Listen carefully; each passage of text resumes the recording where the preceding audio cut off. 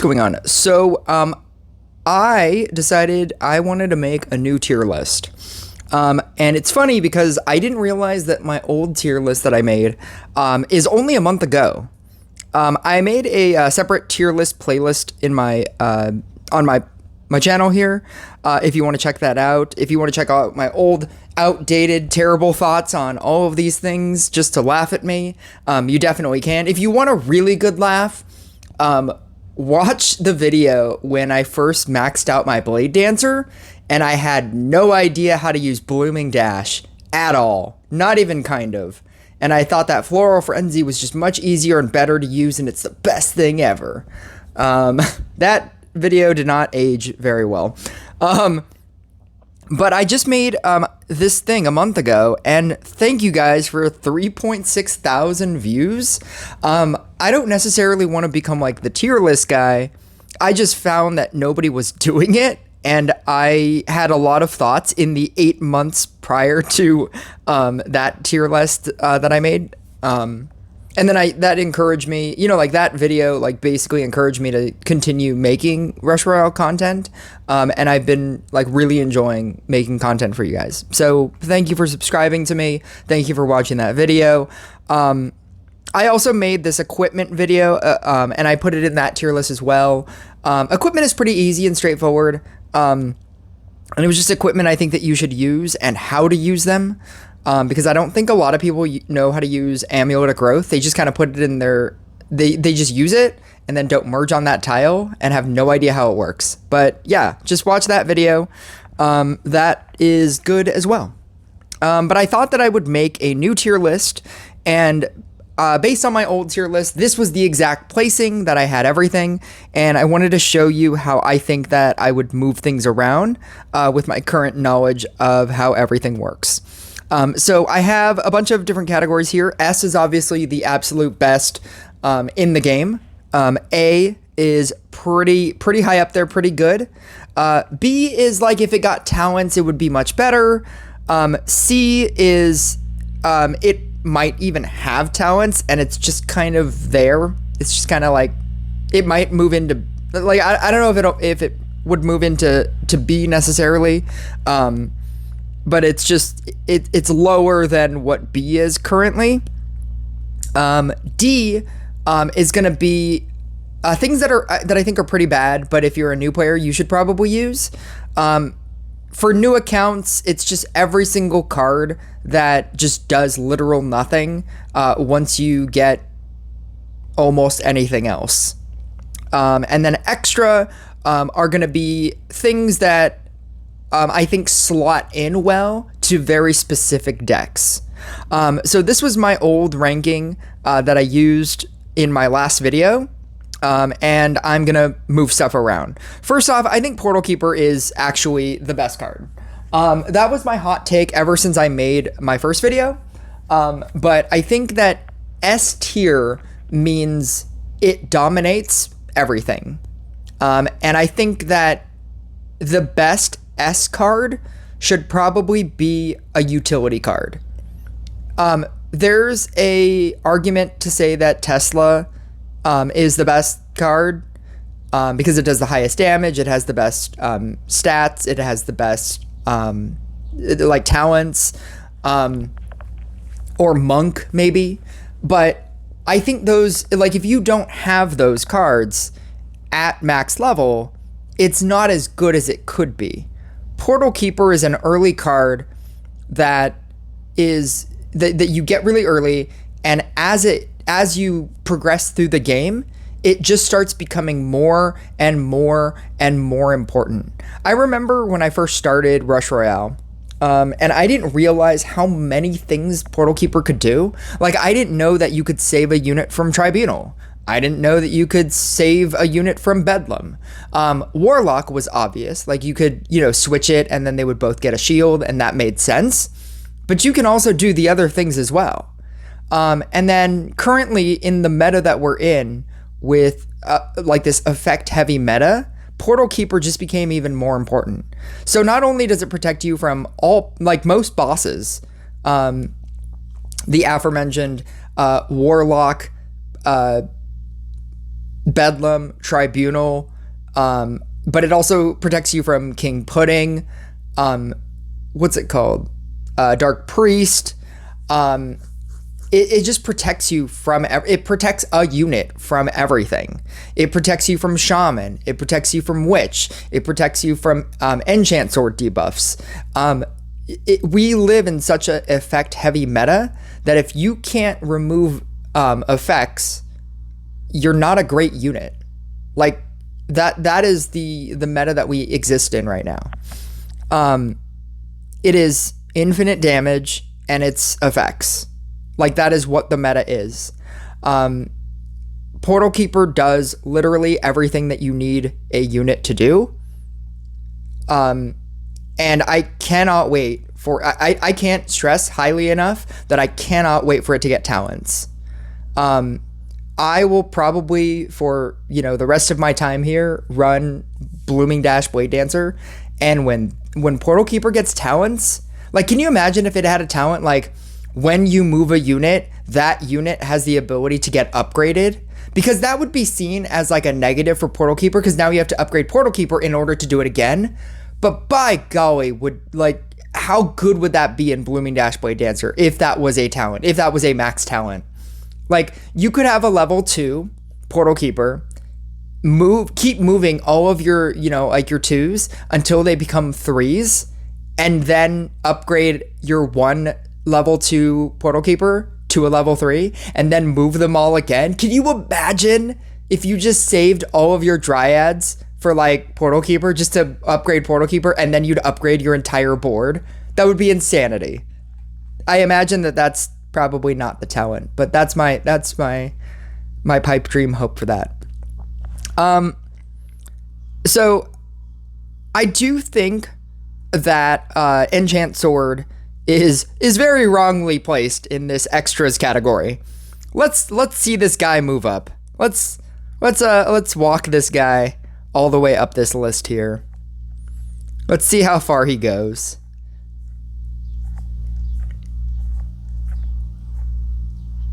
Yeah, I was wrong. I was very wrong about how good Enchant Sword is.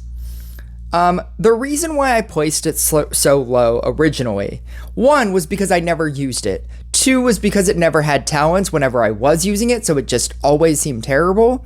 But 3, I just never understood it. The way that Enchant Sword reads, it reads kind of terribly. It says that the damage boost is 26%. That's 26%. I want to say per... That's a really loud horn. I don't know if you can hear that. It's 26% per boost. And that's at level 11. I always read that as like a 26% max. No. That's 26% damage per boost. And so even thinking that, right? I would think that, oh, my max chemist does like, what is this? 49% armor destruction. Like I could get like more with that. I could get more with Trapper, right? This has 60 plus 5%. Oh no, maximum armor destruction, 130% armor destruction. Oh, and like that even like gets better with like levels, and it has a maximum of like 200%, right? Because you can have 2 nets on the same thing. And that might be true.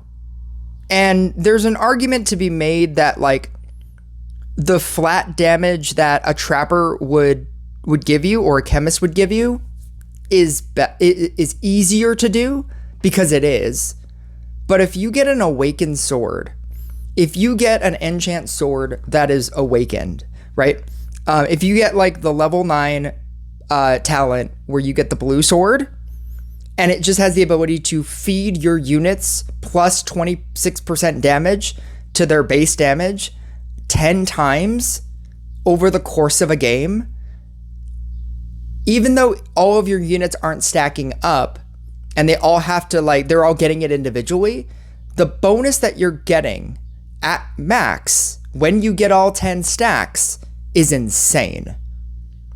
I didn't realize how good it was until I was using Blooming Dash with Trapper, and then I started using Enchant Sword instead. Added to that fact, when you get not the second talent's fine, but once you get a Proving Look, and each boost that anything gets has a 50% chance to remove all negative effects. That means you can slot this into any deck, and anytime that it gets a boost, every time it gets the blue thing, it has a 50% chance to remove everything from it. You could put this in a deck that does not have the ability to get rid of debuffs, that does not have a Portal Keeper, and you can still remove debuffs. What I just stated, 10 minutes ago, because this video is going to be really long. What I just stated is that we live in an infinite damage effects heavy meta. If you can remove debuffs and buff those units and give those units 10% increased speed, this thing is insane. I don't think you necessarily need to get this to 15.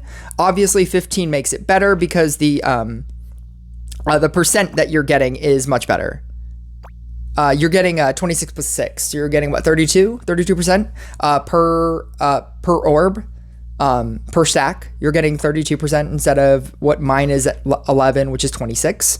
The boost is better at 15, obviously, but you don't get a better talent at 15, unless you're merging out your units. But like most good decks don't necessarily merge out units. But like what I'm saying is, this at 9 is where you need it to be. And then at 13. At 13 is like where it really shines. Enchant Sword is just one of those cards that you have the ability to just slot into every deck, and it makes your deck better. In the same way that I think Portal Keeper makes every deck better. But yeah, I was very wrong about Enchant Sword. And that's how wrong I was. I think I want to switch focus into to units. I think Tesla's the best. I think Tesla Spirit Master, Monk. I want to move up Cultist here. I'm gonna go speed round here. I think Tesla, Spirit Master, Inquisitor, Monk, Blade Dancer, Cultist. Yeah. I'll talk about that for now. I think it goes in that order. I think they're all really good, but if I had to place them in a specific order, I think this is where I would place it. I think Tesla, I don't play enough Tesla. I have mine at 9, or what do I have it at? I have it at 9. I could raise it 2 levels, but I just need infinite crystals, and I haven't gotten the crystals. Everybody that I've ever seen use it uses all right side. So you're getting the protective field against obviously negative effects. So you get the free shield, which is what you get with Inquisitor. You have the fast recharge, where they have a 30% chance of getting the extra charge. Static Discharge is one of the best talents, and then Megawatt is obviously the best talent because that's an actual like really good extra talent. I think Tesla's base damage, the fact that even like looking at mine, 289 or 283 plus 200 at level 9 as base damage, and then you get 401 plus 120 per charge up to 7, and then you add like an enchant sword on this. The base damage on Tesla is just dumb. And the fact that it gains more damage as you level him up is crazy. And the fact that it also then deals that amount of damage as chain damage is crazy. So not only, the thing that I've always said is that a unit should either be really good at one or the other thing. Inquisitor is really good at spread damage, but it was never really good at single target damage, and that balanced it out. Blade Dancer was never good at spread damage because it was always single target, and that's what balanced that out. They gave Blade Dancer the Whirlwind talent, and that helped it to be better at spread damage, just for mobs. And then they gave Inquisitor better attack speed so that it would be better at dealing with bosses. They gave it a shield, which made it infinitely better with dealing with bosses. But that's how they changed that, right? Tesla does so much damage to bosses and to like mobs of units. And it's if you don't understand why Tesla is one of the best units, go to your tab, go to battle history, go to worldwide, and go to League 16. Let's read this left list, right? Because the left list is all the victories. Tesla, Tesla, Tesla, Tesla, Tesla, Tesla, Tesla, Tesla, Tesla, Tesla, Tesla, Tesla, Tesla, Tesla, Tesla. I mean, I guess it's technically all the same guy. That's fair. But the fact that he beat all of these other people. Boss is one of the best people in Rush Royale. He has a 43.93% crit. Boss has a 54.48% crit, and he still beat it. Like, it's insane. That's how dominant this deck is. I guess the easier way to read this is like, what did it beat? It beat Minotaur Frost Witch. It beat Tesla Witch. It beat Monk. It beat Monk. It beat Tesla Witch. It beat Minotaur Frost Witch. It beat Robot. It beat Corsair. It beat Tesla Clock. It beat Monk Sharpshooter. It beat Tesla Enchant Sword. And it beat an Inquisitor, like I'm just assuming a Light Inquisitor. Oh, Darkness. Okay. I guess Darkness with a Portal Keeper is pretty good. It beats a Cultist deck. Like, I don't play enough Tesla to completely recommend it in the way that I would promote Blade Dancer, but I cannot deny how good it is. It's not good at really low levels when you don't have talents for it, but at really high level, if you have max talents, if you like invest into Tesla, it's really good. I think Spirit Master with the level 13 talent, it's not good prior to the level 13 talent, but I think that with the 13 talent, which is the thing that I'm struggling to get right now, I'm going to get a book, and I'm going to get the last piece for this in the current Royal Trials, and then in the very next one, I'm going to use the book next month, and then I'll get Storm Power, which is the talent that you need in order to make Spirit Master viable, because it's the one where you're getting increased attack speed against bosses and mini bosses. And then you also, more importantly, get the 50% chance of purging all negative effects every time you do a 7 or higher power up. The base damage for Tesla, the base damage for Spirit Master is just insane.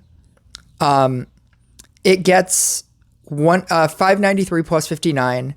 And then at every power up, you're getting 100%, 200%, 300%, 400%, 500%, 600%, 700%, like 800%, 900%. Like, it's it's dumb. And then as you max it out, the base damage just gets bigger. And if you add Enchant Sword to that, and if you add Night Statue, it's and then you have a thing that constantly just purges itself. So you don't even necessarily need to run Portal Keeper if you don't want to, which means you can run a secondary support card. You can run like a Bombardier if you wanted, or you could run a Trapper if you wanted. You can run Trapper, Enchant Sword, Night Statue, Spirit Master, like Scrapper or something. You technically don't even need to run a level up unit at high levels. Most players have Zeus, so you can upgrade it with Zeus, or you can upgrade it because it has an upgrade mechanic built into it. Spirit Master, some might say that Monk should be in this spot. I think Spirit Master is really, really good. I think that it gets better with talents. Think it gets better with levels. And I think that because it's such a self-sufficient unit by itself, that it can just level himself up. He can purge himself so that you don't need to use Scrapper, Dryad, Portal Keeper, Enchant Sword. And you can use those things as supplements, as like a secondary way of doing all of those things. I think that that's why it's so good. Inquisitor, I don't even really want to talk about Inquisitor. Knight of Light Inquisitor is kind of running the meta right now. Inquisitor is not going to go away. They nerfed Inquisitor twice. It's still good. It's still amazing. Knight of Light Inquisitor is better at low levels. I guess Knight of Darkness Inquisitor is better at high levels. It's the purge mechanic that it has, or the shield, either one that you decide to use. Like if you use Knight of Darkness, and you use the shield is insane. It's still insane. It's not as good, obviously, but it's still good. But the Purification talent is absolute insanity. Being able to just scrapper away an Inquisitor, as opposed to what it reads, which is merging. Activating the Inquisitors removes negative effects from Knights. And essentially what that means is, like, I think the way that it was built, or the way that they intended for it to be used, was that, like, if you sacrificed, or if you summoned in a new Inquisitor, and you went off numbers, and then you merged two Inquisitors, and then you went back on numbers, then all of them would be purged, right? The fact that it's all of them as 100% of the chance, or 100% of the time, is what makes it insane. But what makes it also insane is that you can just summon in, hit an Inquisitor, scrap the Inquisitor, and then all of your actual Inquisitors get purged, as well as upgraded with the Scrapper effect, obviously. That's what makes Inquisitor so good. It's the fact that it's able to purge everything that easily. Imagine if Blade Dancer, as opposed to having Floral Frenzy, Elegant, what is it called? I can never remember that talent. Elegant something. Elegant Parry? Is that what it is? Yeah. Imagine if instead of Elegant Parry, doing like a random, like, it activates your Blade Dancer sometimes. And, it bounces between 3 different Blade Dancers, but you have no control over which ones. Imagine if you could just summon in a Blade Dancer, scrap that Blade Dancer, and all of your Blade Dancers instantly became purged. Like, how much better that would make Blade Dancer. Just imagine that idea. And that's why it's so good. That's why Inquisitor is so much higher than Blade Dancer on this list. I think Monk at high levels and at max talents is much better. There's an argument to be made that it should be Tesla and then Monk. But I think Monk... the difference between Inquisitor and why I have it a little bit higher than Monk is Monk, it needs talents to be good. Monk at level 9 is not good. Level 9 Inquisitor is still kind of okay. Level 11 Inquisitor is still kind of okay. Monk at level 11 or 9, and then 13, and then 15, or 9, 11, 13, and 15. As it gets better talents, it becomes better, obviously. And at max talents, it's like one of the best things. And you could argue that it should be like Tesla and then Monk. But I don't think Monk is that good in the early game as some of these other things are. Like Tesla early is still really good. Spirit Master early is still really good. Or Inquisitor really early at like 9, it's still really good. Monk is not as good like early, but its potential for growth is just so much better. I think Blade Dancer is still in the realm of like Cultist. I don't think enough people have figured out a way to effectively use Blade Dancer. I think Blade Dancer with Blooming Dash with a max Dryad is going to be really good. But the fact that no high level player is even touching it, it makes me feel like this is where it probably should be. Cultist, I feel the same way about. I think Cultist is really good, obviously with the cleansing talent. But I think it's about as good as Blade Dancer right now. I do want to move some of my supports up. So I think I want to move Dryad up. And I want to move both of these down. I think that Dryad's talents give it so much more of an edge than a Scrapper. I think Scrapper is still good. Scrapper is at the top of A. But I don't think it's as good as Dryad anymore. I think Scrapper, when it gets talents, it's going to be amazing, and it's probably going to go back into S. But having it be an A at the top of A, I think that's fair. Dryad being able to make your unit go from, or getting the double upgrades, even just on a level 9 talent. It also has the ability to purge on the 13, I believe. The 13 talent or the 11 talent. Actually, what am I doing? I could check.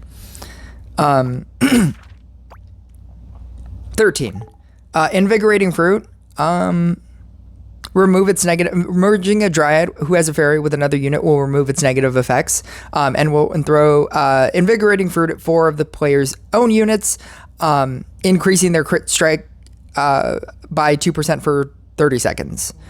I have to go to work soon. The fact that it has the ability to randomly purge effects is good. The Fairy of Growth is really good. And if you already have if you're already running like Harley Quinn, you could run the Rage one. And I didn't realize how this worked either. And I think this is also what's making me make it into the S tier. The way that it works is whenever you get the purple fairy and you level something up, including another Dryad, you can like merge it with another Dryad, and the Dryad levels up. You will still get the number boost next to your Dryad power up. Every time you see one and you use one, all of your units get a 2.5% bonus that will not exceed 50%. So once it gets to 50%, you don't get more bonuses. I believe that's 20 uses. But adding 50% damage to all of your units, or just increasing it as you increase your units, it's just really good. If you don't need the growth as much, like if you're running it with Inquisitor, and you're running Scrapper as well, so at a certain point you won't be able to Dryad your units, using or the double upgrades, the double Dryads don't necessarily matter anymore. Using Rage instead to increase your damage and push damage even harder, because again, infinite damage meta, it might be the better way to go, because plus 50% damage to all of your units is pretty insane. And then, coupling that with like Enchant Sword, which again, Enchant Sword, kind of insane. But I think that makes it an S tier card. I think if once Scrapper gets talents, any talents, it doesn't even matter what the talents are. It could be like a weird talent, like Scrapper has a 1% chance of insta-killing things. I think even that will push it into S tier. I still think it's very good, but I think it sits around there. I think I like stand by all of these choices here. I think Robot is good, but it's just not as good as an S tier attacker. Trapper has fallen off for me. They nerfed it, and it's not like a big nerf, but Enchant Sword is just so much better than Trapper. I still think Trapper is like the better version of like a Chemist Bombardier. And that's why it's so high. I think when it gets talents, it'll probably push it into S. But I think it's fine sitting here. Meteor Minotaur, I've had a love-hate relationship with Meteor Minotaur. They are part of the top decks. But the deck itself requires so much maxing. The deck is a max Meteor, a max Minotaur, like a max Frost, like a max Witch. Like you need all of those things at max in order for the deck to work. And because of that, because I can't like suggest to you, build the max or build the Minotaur, Meteor Frost deck at level 9. It'll be fine. That deck will not be fine. You will not win games.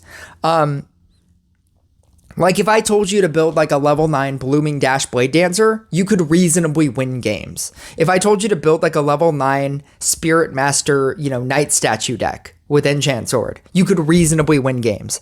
I don't think without talents, the Minotaur Meteor deck with like the level 9 talent is that good. You're not going to survive for long enough for it to be good. I still think it's good, but I think it's a very specific niche deck that like you either really heavily invest in because that's your play style or you just don't. They're not slottable cards either. I think there are better slottable cards like an Enchant Sword or a Portal Keeper. Like you can't just put a Meteor in your deck and it becomes better because it'll eventually drop off. But I think that it's good enough to where it deserves to be in an A spot. Like it is one of those, like if you decide to invest in it, it's pretty good. Shaman and Witch, because we are in such an effects heavy meta, most people have the ability to get rid of effects, making Witch much worse than it is. If you use Witch against high level players, it's not going to do anything, and it's just a wasted card in your deck. Shaman, I feel like, is a little bit better for that reason. Like if Shaman goes through and they don't do anything with it, it does more than what a Witch would do, which is nothing.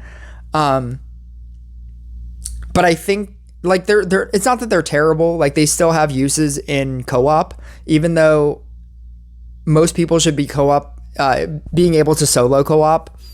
And you don't need, without the usage of some support person using Witch and Shaman on you, you should be able to, like with a max Inquisitor deck, a max Blade Dancer deck, you should be able to solo co-op yourself, so you don't even need somebody to support you.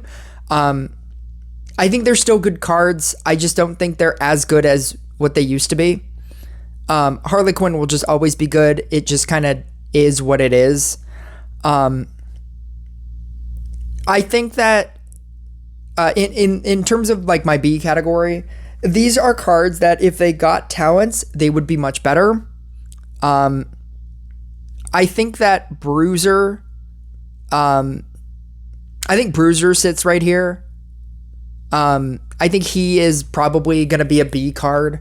I think it's good. I think he does pretty high damage. The knockout ability is obviously really good.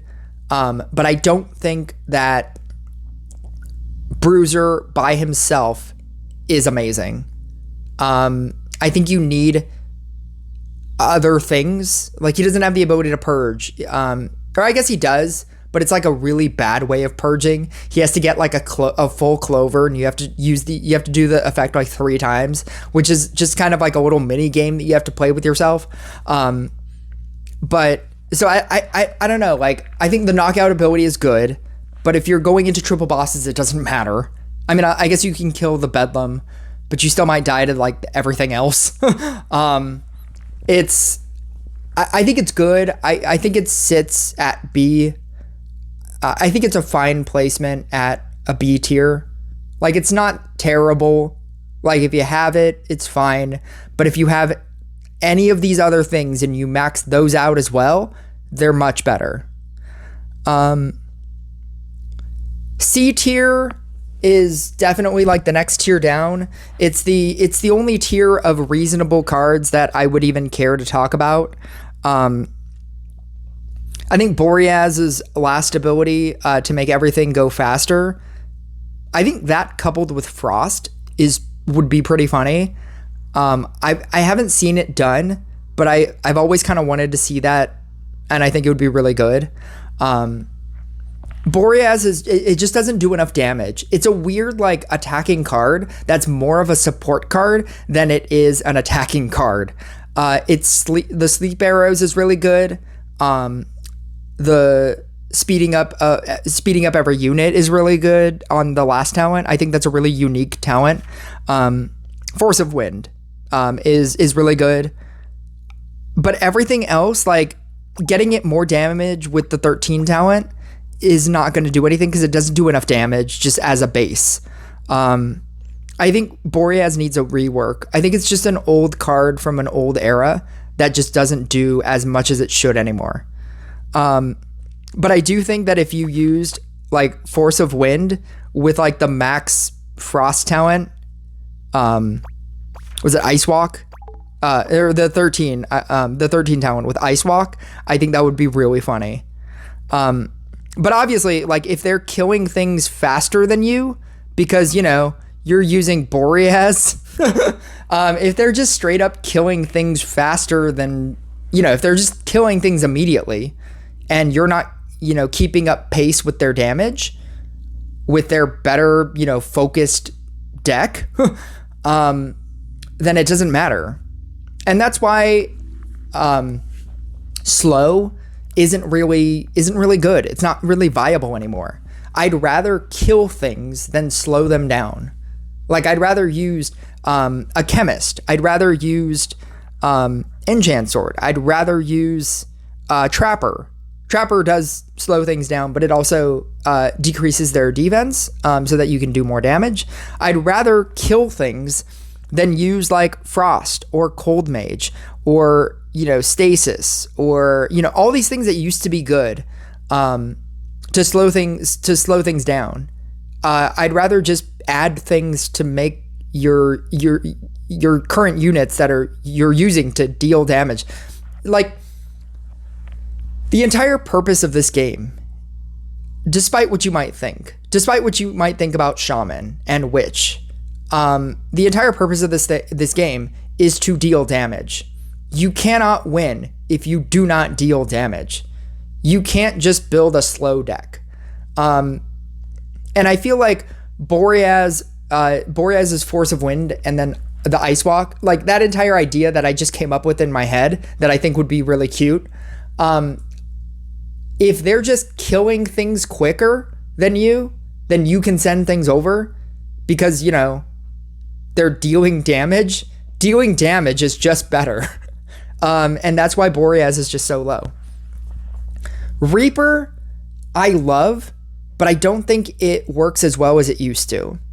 I think that it's still good. I think that there's a usage for it. I just don't think that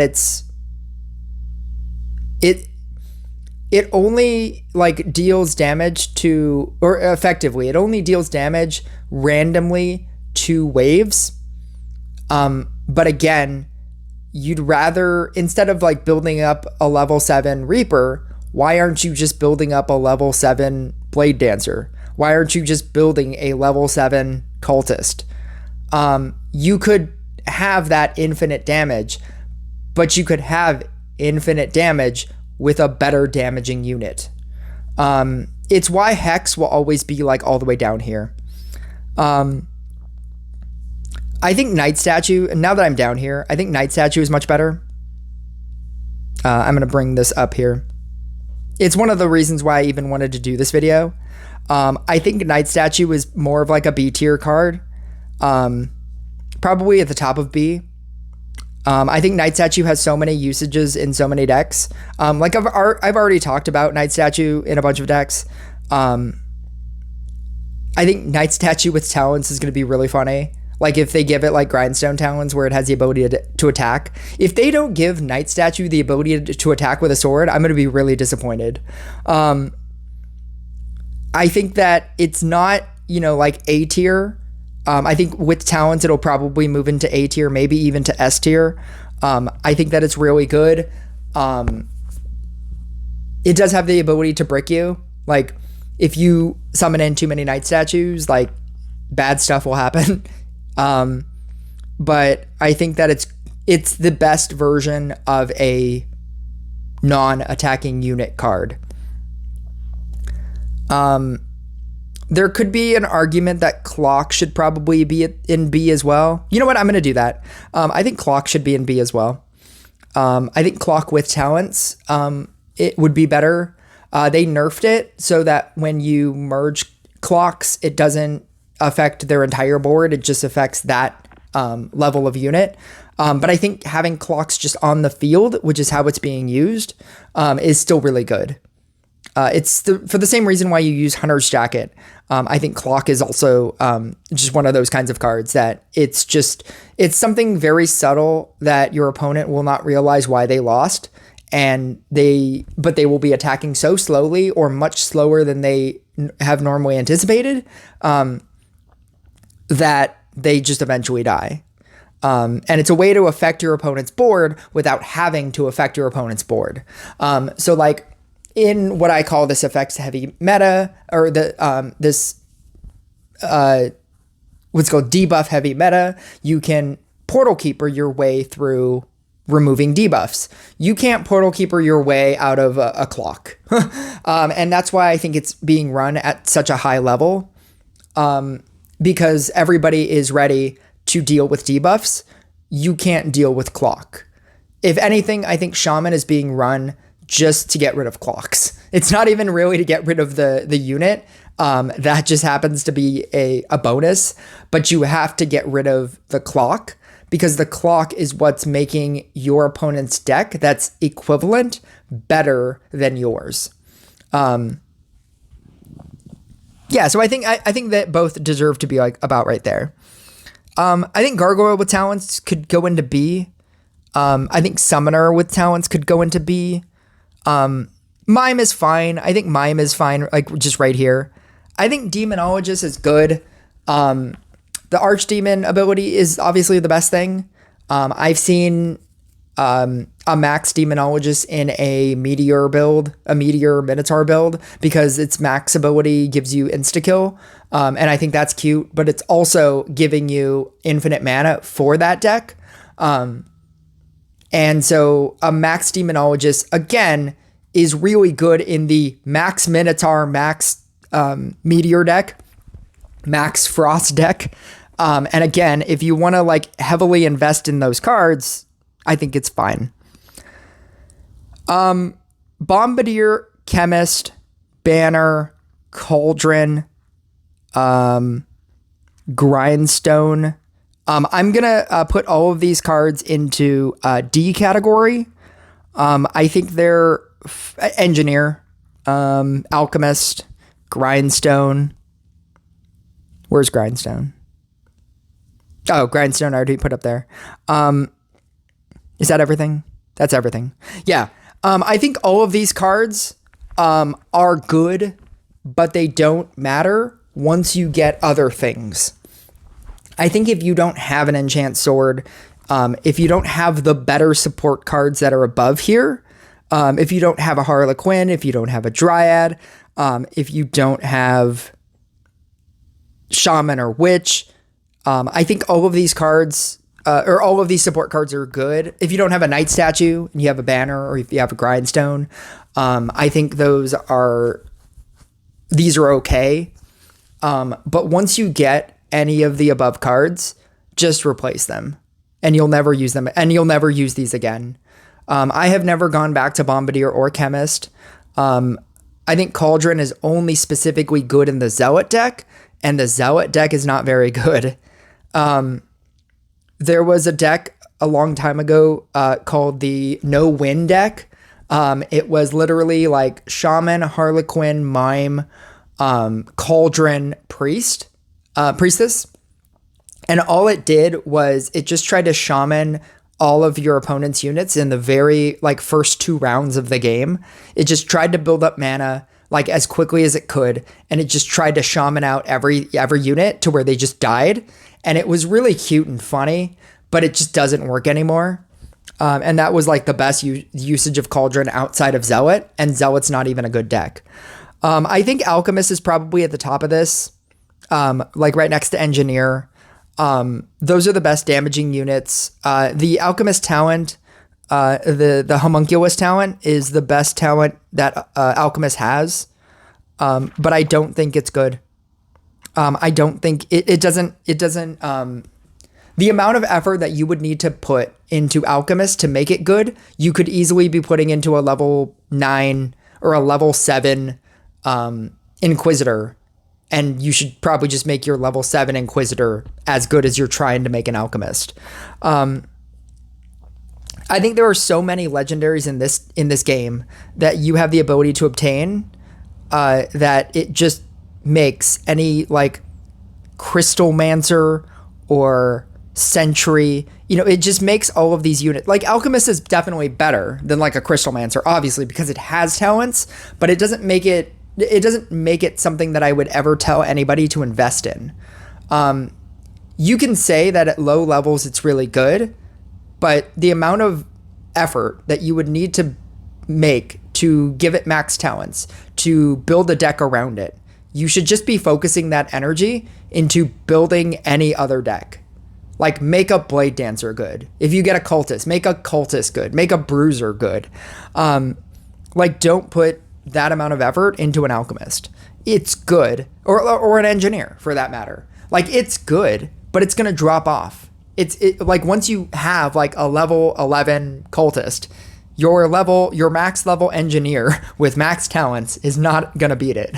Like, just use a level 11 Cultist. You just use a level 9 Blooming Dash Blade Dancer. But yeah, like, that's how I feel about these. I think they're better. There's just a little bit more effort that I want to put into talking about them than these cards. All of these cards I don't even want to talk about. None of them. There's not a single card here that I even kind of want to talk about. It's just like the cards that you use for new accounts. Like, if you just started and these are the cards that you have, that's when you're using them. Beyond that, once you start actually getting legendaries, once you start getting literally any other card in this list, you start using other things. Actually, yeah, let's do that. I put this in, I still have my extra category. These are just slottable cards. Sharpshooter, I don't think is necessarily like something that should be in any kind of category. Like, I don't want to put like a letter grade on it. Hunter is the same way. It's like the Hunter Hex deck. That was good for a second. I think Hunter is good with the Necromancer, the Necromancer tile. I think that's kind of cute. But beyond that, I don't think it's good.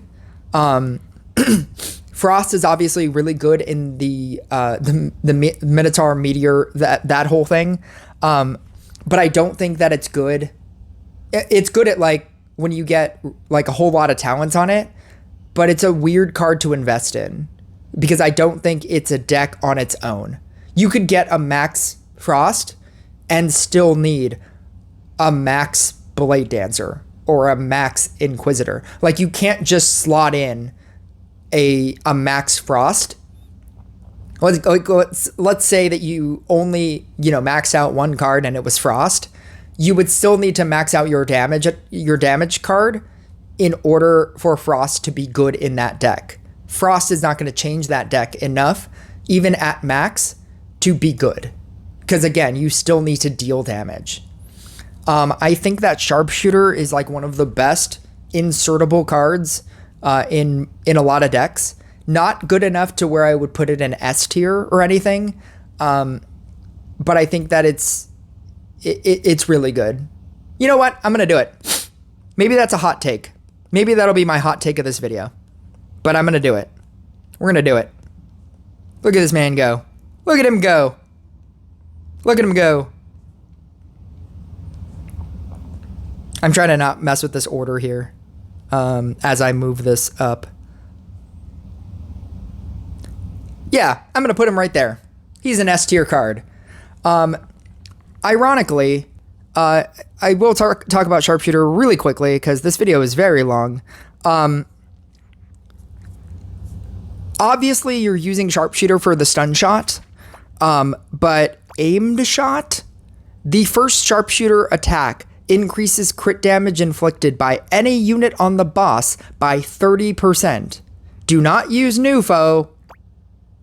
Use aimed shot. It means that once your Sharpshooter hits a boss, every other unit that hits it does 30% more damage. I thought about not putting this in S, and then I remembered this talent. It's really good. It's basically giving all of your units a boost just because. Obviously, you're using it for stun shot, but my god, is aim shot really good. But yeah, that's my tier list. Comment down below why you think I'm wrong. Yeah, I stand by all of this. I reserve the right to change my mind, and if I do on enough cards, I'll make another tier list. But hopefully this stays around the way it is, because I like this. If you think that there are too many things in any one category, I would actually be fine if every card was like an S tier, A tier card. Like if we had no B category, if we had no C category, like that would mean that you could make a lot of different decks because a lot of different decks are viable. Like if we only had one S tier card and it was Tesla, that wouldn't be a good meta. And that would mean that you should probably nerf Tesla.